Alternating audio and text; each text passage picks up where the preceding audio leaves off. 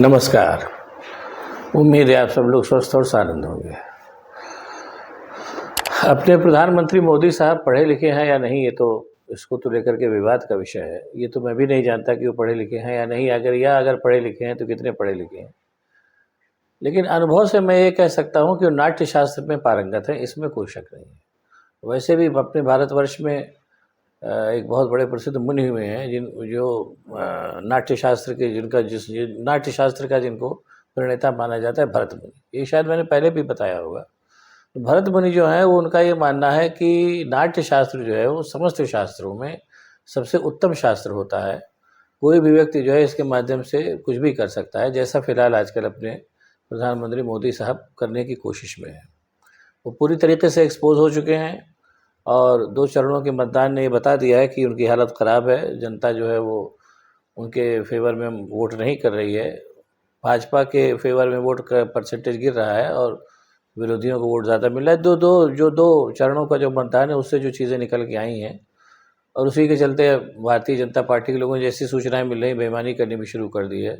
और ईवीएम वाला चक्कर तो भी है ही, पता नहीं उसमें क्या है, क्या होगा क्या नहीं होगा। बहरहाल जो भी है, लेकिन जो कुछ भी जनता के अपने हित में है वो उसने करना शुरू कर दिया है और वो उसके लिए, और जनता इस हद तक उत्तेजित हो चुकी है। आप लोगों ने भी सुना भी होगा कि उन्नाव गए आजकल वो आज तक वाले जो हेलीकॉप्टर लेकर के वो कर रहे हैं, प्रचार कर रहे हैं। ये प्रचार तो नहीं कहेंगे, मतलब एक तरीके से खबरें बता दे रहे हैं। ये एक नया नाटक है। जैसे मैंने कहा ना कि वो भी नाट्यशास्त्र समस्त शास्त्रों में सबसे ज़्यादा बड़ा शास्त्र माना जाता था। तो आज तक वाले अंजना ओम कश्यप को हेलीकॉप्टर दे करके रिपोर्टिंग करा रहे हैं। तो रिपोर्टिंग करते करते जब अंजना ओम कश्यप पहुंची वहाँ उन्नाव, तो वहाँ लोगों ने उनको दौड़ा लिया कि भाग जाओ यहाँ से वरना बहुत मारी जाओगी। वो भी बहरा हेलीकॉप्टर में बैठ के जान बचा के भगी। तो यानी जनता का, ये मैंने केवल एक एग्जाम्पल इसलिए बताया कि जनता का मूड किस कदर जो है बीजेपी और उनसे जो उनको लोग सपोर्ट कर रहे हैं या जो उनको उनके जो एक तरीके से सहयोगी हैं उनके इस पर जनता का रुख ये है। तो जैसे मैंने बताया कि अब ये जाहिर सी जो चीज़ें परिवर्तन हो रही हैं तो वो उसको जाहिर सी बात है, जो व्यक्ति बिना किसी को कुछ दिए और सारे राष्ट्र की संपत्ति कुल 20-22 लोगों में बांट करके और जनता को परेशान करके भी झूठ बोल करके ये माहौल बनाने में 10 साल तक कामयाब रहा कि वो जनता के हित में है, वो व्यक्ति इस बात को न समझ सका हो, ये तो संभव नहीं है। और जब भी व्यक्ति इस बात को समझ जाते हैं अपने मोदी साहब, तो तुरंत रोने लगते हैं। कई बार रो चुके हैं ना, जब मुख्यमंत्री थे तब भी रो चुके थे और अब प्रधानमंत्री रहते भी 5-6 बार तो रो ही चुके हैं। लेकिन अभी इधर से बहुत दिन से वो रोए नहीं, ये आप लोगों को भी याद होगा। अब वो जो जिस तरीके से वोटिंग का परसेंटेज उनके फेवर में घटता जा रहा है, उससे लग रहा है कि वो जल्दी ही रो देंगे। उसकी शुरुआत उन्होंने कर दी है। अभी बंगाल गए थे, वो तो बंगाल बताने लगे कि या तो मैं अगर ये पिछले जन्म में बंगाली था या अगले जन्म में बंगाली होऊंगा। अच्छा, जाहिर सी बात है वो भगवान विष्णु के अवतार हैं, जैसा चंपत राय कह चुके हैं, तो जाहिर सी बात है त्रिकालदर्शी भी होंगे।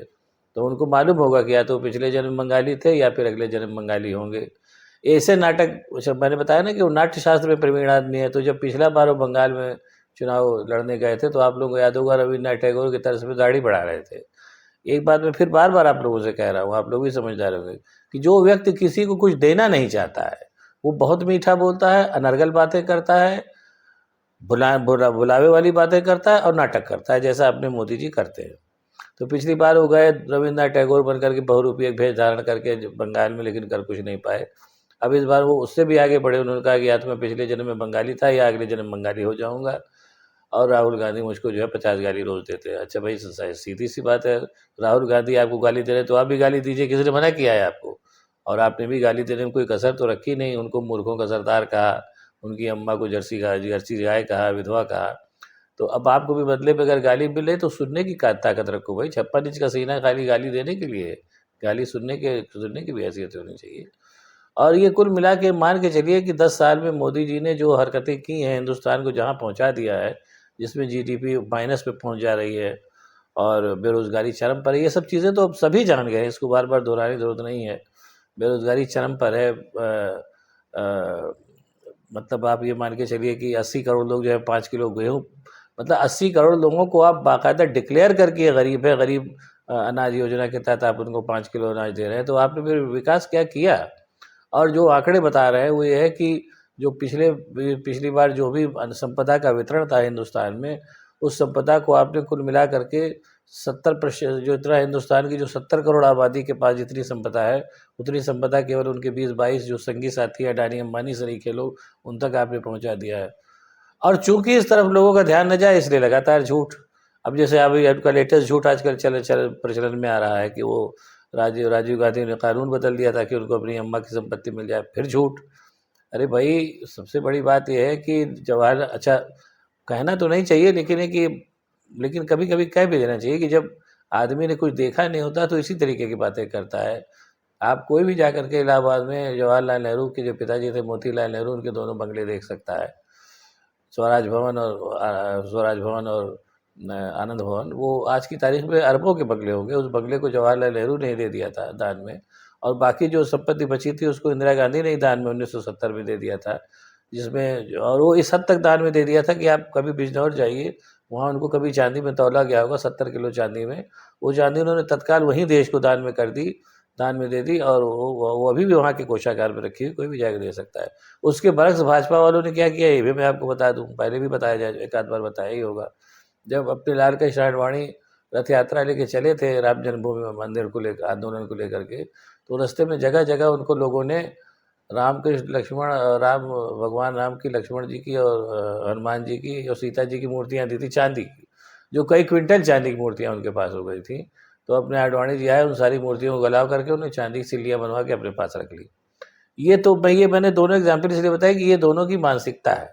अब चूंकि हार नज़दीक आ रही है, इसलिए वो नाट्यशास्त्र का जो सबसे जो बड़ा नाटक है वो करने की तरफ धीरे धीरे मोदी जी बढ़ रहे हैं।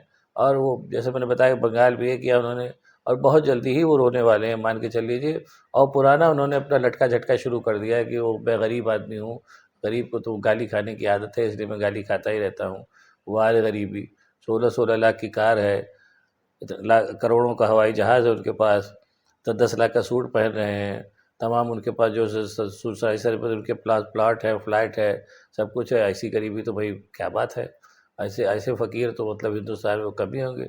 अब आप देखिए, इसको भी आप ठंडे दिमाग से सोचिए कि जैसे हिंदुस्तान में आजकल 420 के बहुत बड़े बड़े फ़कीर हो गए हैं, जितने बड़े बड़े संत महंत हैं, जो एक तरीके से देखा जाए तो फ़कीर ही हैं, लेकिन आप उनके मठ मंदिरों में जाइए, ऐश्वर्य का साम्राज्य है।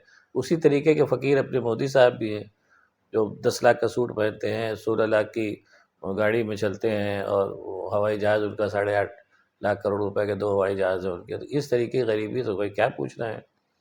अब अच्छा, सही बात है। ये तो कुल मिला के आलम है अपने मोदी जी का। अब आजकल मेरा ख्याल है, मैं जल्दी ही ये बात कह के बात को ख़त्म करूँगा कि अब आप जल्दी ही एक चरण का चुनाव और हो जाने दीजिए, मोदी जी का रुदन देखने के लिए तैयार हो जाइए। और जब मोदी जी रोने लगे तो समझ लीजिए कि अब जो है मामला ठीक चल रहा है। और मोदी जी, मेरा ख्याल जहाँ तक मैंने पिछले 10 सालों में ऑब्ज़र्व किया है, मुझे लगता है अब जल्दी ही मोदी जी जो है सार्वजनिक सभा में रोएँगे और कहेंगे कि भैया मैंने आप लोगों के लिए बड़ी तपस्या की, लेकिन उस तपस्या का जवाब आप लोगों ने मुझे नहीं दिया। उस तपस्या का एक ही जवाब है कि आप मुझे तीसरी बार भी प्रधानमंत्री बना दीजिए। इतना कह करके वो पक्का जो है ये जान के चलिए कि धाएँ-धाएँ करके रोने लगेंगे। इस दृश्य को देखने के लिए तैयार रहिए। बाकी इससे आगे और मैं क्या कहूँ। अगर आपको मेरा वीडियो पसंद आया तो इसको लाइक करिए, शेयर करिए और लोगों को भी बताइए, और मेरे चैनल को सब्सक्राइब करिए ताकि मैं ऐसी बातें और अभी आपको बताता सकूँ। बहुत-बहुत धन्यवाद। नमस्कार।